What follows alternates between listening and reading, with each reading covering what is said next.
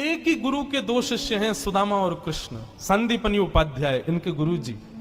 लेकिन एक शिष्य सोने की नगरी का राजा है, पूरे विश्व का अधिपति भगवान है, और एक शिष्य एक फूटी सी झोपड़ी में रहता है। एक बार संदीपनी विद्यालय में जब कृष्ण सुदामा पढ़ते थे, तब भृगु ऋषि पधारे, सबसे क्रोधी ऋषि, और आकर के गुरु माँ से भिक्षा मांगी। माते भिक्षाम देहि, माता भिक्षा प्रदान करो। माँ ने मन में विचार किया कि अभी सामग्रियां तो इतनी नहीं कि मैं भिक्षा दे सकूं। मना कर दिया, बोले भगवान आप कल आ जाना, आज तो भिक्षा के लिए सामग्री नहीं है, शाम को जब आ जाएगी तो कल आपको प्रदान कर दूंगा। अब भृगु ऋषि तो क्रोधी, उनको तो जब मांगे तब चाहिए। नेत्र बंद करके उन्होंने ध्यान लगा करके देखा, क्या इतनी बड़े गुरुकुल की रसोई में कुछ भी नहीं है। तभी उन्होंने पाया कि वन जाने वाले बालकों के लिए पोटली में मैया ने चने रख रखे हैं, कि जो बालक वन में जाएंगे, पुष्प तोड़ के लाएंगे, लकड़ी तोड़ के लाएंगे, वो चने खा लेंगे वन में जाएंगे तो। उनके लिए चने रखे थे। भृगु ऋषि बोले बालकों की ज्यादा चिंता है, एक ऋषि द्वार पर आया उसकी चिंता नहीं है। थोड़ी दूर जाकर के अपने कमंडल के जल से श्रापित कर दिया, जो भी उन चनों को खाएगा वो लक्ष्मीहीन हो जाएगा, उसके जीवन से लक्ष्मी चली जाएगी, वो निर्धन हो जाएगा। जिस समय भृगु ऋषि श्राप दे रहे थे, सुदामा जी वहीं एक वृक्ष के पीछे बैठ करके कुछ पुष्प तोड़ रहे थे। जैसे ही श्राप दिया, सुदामा जी पहले तो चाहते थे कि मैं जाकर के ये संकेत कर दूं कि भाई उन चनों को मत खाना, उनको शाप लगा है। लेकिन तभी गुरुकुल जाते समय देखा कि सामने से अपने दोनों कमर पर पोटलियां बांध करके कृष्ण चले आ रहे हैं। सुदामा जी बोले लाला कहां जा रहे हो? बोले आज तोकू और मोकू वन में जावे की सेवा मिली है, मोए और तोए वन से पुष्प और तुलसी तोड़ के लानी है, लकड़ी तोड़ के लानी है। चल देख, गुरु मैया ने वन में खावे के काजे चना भी दिए, दोनों प्रेम से पाएंगे और प्रेम से वहां से बढ़िया सब कछु लेके आएंगे। आज बालकन में हमारा नंबर आया हो वन में जावे को। सुदामा जी की नजर पोटलियों पर पड़ी, बोले कन्हैया कहीं खा नहीं ले, फेंक देंगे तो कहीं अंकुरित होके वृक्ष बन गए, कोई भी खाएगा तो लक्ष्मीहीन हो जाएगा, मेरो कन्हैया खा लेगो तो लक्ष्मीहीन है जाएगो। सुदामा जी जिद करने लगे, बोले सुन तू बाकी के सामान रख अपने पास, ये पोटली मोह दे दे, मैं बांधू अपने कमर पे। ठाकुर जी बोले क्यों, मैंने बांध तो रखी। बोले तेरो भरोसा ना है, तो को भूख लगेगा तो मेरे बटके ने खा जाएगो, मोकूद है, जब भूख लगेगी तो दोनों बांट के खाएंगे। और जिद करके सुदामा जी ने दोनों पोटली अपने पास रख ली। वन में वृक्षों की लकड़ी तोड़ रहे हैं, पुष्प तोड़ रहे हैं, फल तोड़ रहे हैं। सुदामा जी मौका ढूंढ रहे हैं, कब मौका मिले मैं भागूं, एकांत में चने खा लूं। तभी जोर की बारिश होने लगी। बारिश के कारण ठाकुर जी तो एक वृक्ष के नीचे जाकर के खड़े हो गए। अरे आजा सुदामा यहीं खड़ो है जा, बहुत वर्षा आ रही है। पर सुदामा जी एक बगल में एक और विशाल वृक्ष था, उसके ऊपर चढ़ गए, डाल पर जाकर के बैठ गए। वर्षा हो रही थी, ठाकुर जी एक वृक्ष के नीचे खड़े हैं, दूसरे वृक्ष के ऊपर सुदामा जी बैठे हैं। सुदामा जी बोले यही सही समय है, और पोटलियां खोल करके सुदामा जी खाने लगे। ठाकुर जी ने देखा, ए सुदामा मेरे उचना है बा में, खा मत जाइयो, रुक जा, बरसा रुकंद मैं हूं, आ रहा हूं ऊपर। लेकिन सुदामा जी के नेत्रों से आंसू गिर रहे हैं। बोले लाला तू सदा प्रसन्न रहे, मेरे बट की लक्ष्मी भी तेरे पास आ जाए, तेरे जीवन में कभी कोई कष्ट नहीं आवे, मेरे लाला को कभी रोनो नहीं पड़े, कभी उदास नहीं हो, कभी दुखी नहीं हो, यही मेरी मित्रता को उपहार में अपने कृष्ण को देना चाहूं। और उपहार के रूप में सुदामा जी ने मानो अपने जीवन में प्राप्त होने वाली समस्त लक्ष्मी भी श्री कृष्ण के चरणों में पधरा दी, और दोनों पोटली के चने स्वयं सुदामा जी खा गए। द्वारिकाधीश कृष्ण उस दिन तो सोच रहे थे कि सुदामा तूने एक बार भी विचार नहीं किया कि मेरे भी चने थे उसमें, पा गया। सुदामा जी क्षमा मांगने लगे, बोले माफ कर दे लाला, भूख ज्यादा लगी हमारे, खा गए हो, लेकिन वास्तविकता कौन जाने।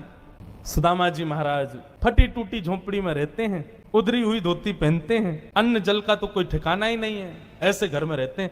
पत्नी बोली द्वारिकाधीश आपके मित्र हैं, आप जाते क्यों नहीं कभी उनसे मिलने? सुदामा जी बोले कहीं मेरी दशा देख करके कोई ये ना सोचे गरीब है, भिखारी मांगने आया, इसलिए मुझे अजीब लगता है। और दूसरी बात ये कि मैं कृष्ण का सखा हूं, अब कृष्ण तो बढ़िया राजकीय वेश में रहता है, अब मैं ऐसे रहता हूं, कोई मुझे देख करके कहीं ये ना सोचे ये कैसा सखा ठाकुर जी का, इसलिए मुझे लगता है कि मैं यहीं से ही उनको भज लूं, उनके पास ना जाऊं। सुदामा जी की पत्नी ने सौगंध दे दी, तुम्हें मेरी सौगंध है, जाओ द्वारिकाधीश से मिलके आओ।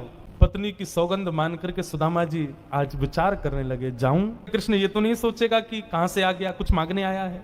कृष्ण तो नहीं सोचेगा, लेकिन उसकी पटरानियां, उसके राज्य के लोग, महामंत्री आदि ये सब तो नहीं सोचेंगे। सुदामा जी को बहुत संकोच हो रहा है, लेकिन पत्नी की सौगंध है तो निकल पड़े। पत्नी ने 4 घरों में जाकर के अलग अलग एक एक मुट्ठी चावल लिए, जानबूझ, क्यों? ताकि जब ये पोटली द्वारिकाधीश देखेंगे तो अलग अलग प्रकार के चावलों को देख के पहचान जाएंगे कि एक दाना भी सुदामा के घर का नहीं है। थोड़ी तो कृपा करेंगे मेरे ऊपर। सुदामा जी पोटली दबाए निकल पड़े।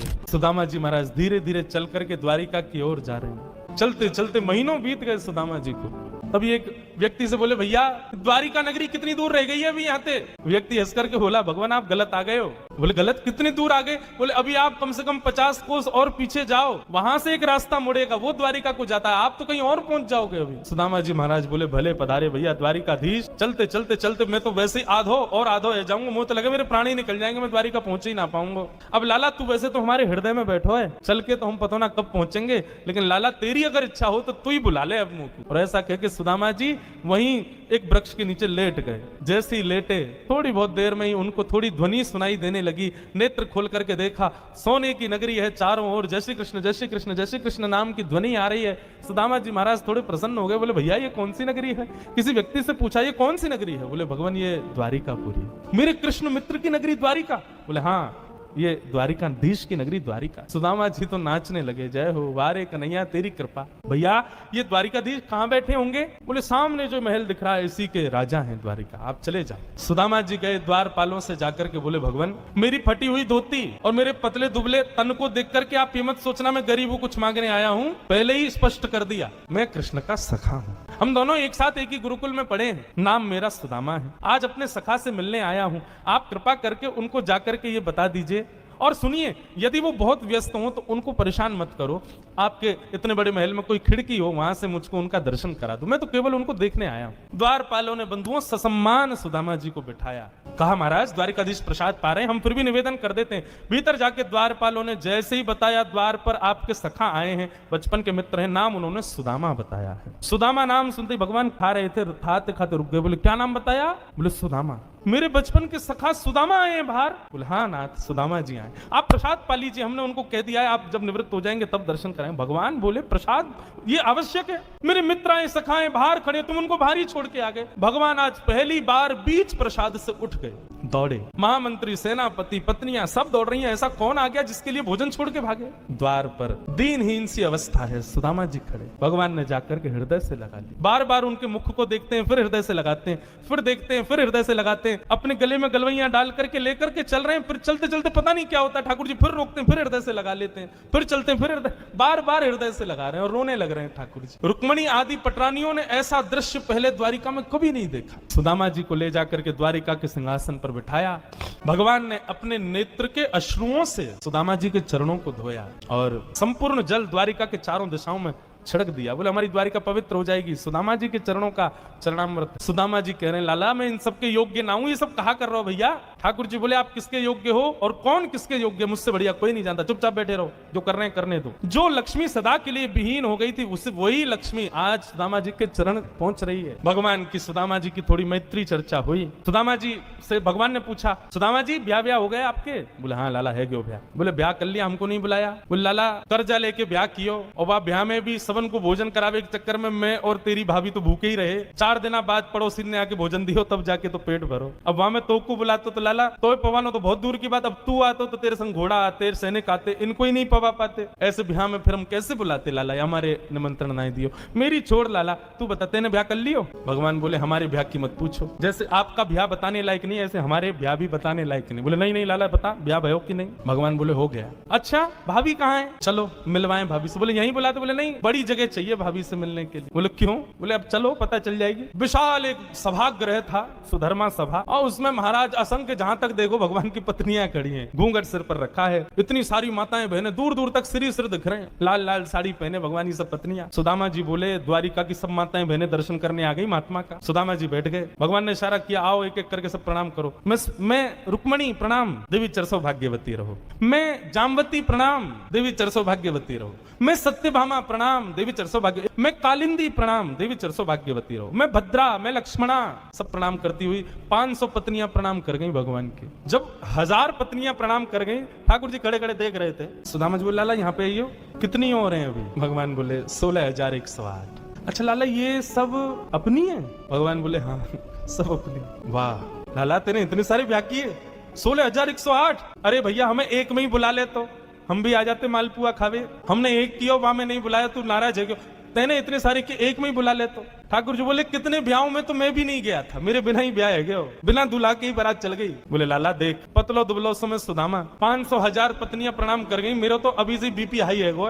लाला 16,000 उनको आशीर्वाद दूंगा तो मुंह तो लगा मेरे प्राणी निकल जाएंगे। एक काम कर, पत्नी तो 16,108 है, पति तो अकेलो तू ही है ना। बोले हाँ, एक काम कर, तू मुझको प्रणाम कर, मैं तू को आशीर्वाद दे दूं। अधीश दंडवत कर रहे हैं और सुदामा जी दोनों भुजा से आशीर्वाद दे रहे हैं। इस दृश्य को देख करके द्वारिका के लोग बलियां लेने लगे। जय हो, धन्य है हमारे द्वारिकाधीश। एक ब्राह्मण को कितना सम्मान देना चाहिए, द्वारिकाधीश से सीखो। अपने राज सिंहासन पर बैठा दिया, ये भी विचार नहीं कर रहे हैं कि मैं द्वारिकाधीश हूं, मैं जगत नियंता जगदाधार हूं। साष्टांग दंडवत प्रणाम कर रहे हैं सुदामा जी को। सुदामा जी उनको आशीर्वाद दे रहे हैं।